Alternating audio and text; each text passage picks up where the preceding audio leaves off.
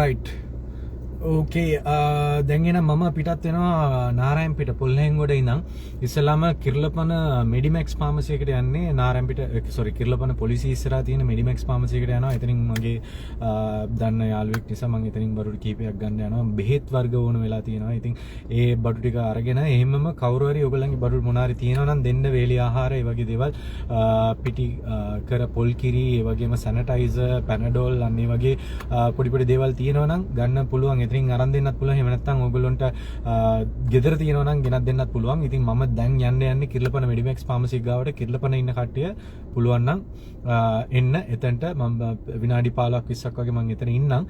ඊට පස්සේ නාරයන් පිට ආරහා නුගේගොඩ නාවල මිරිහාන නාවින්න ඒ දෙක අතරතුර ඊට පස්සේ කෙලින්ම පරණ පාරෙන් මහරගම යූත් එකට හරිනේ.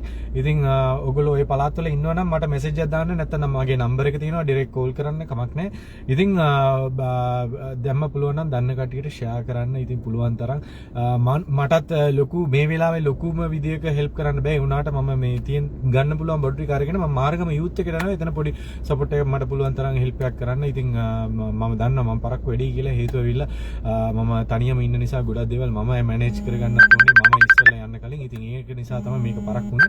ඉතින් අනිවාර්යෙන් ඔයගොල්ලන්ටත් පුළුවන් ජොයින් වෙන්න. එහෙම නැත්නම් ඩිරෙක්ට්ලි මාර්ගම යූත් එකට එන්න. හරිනේ.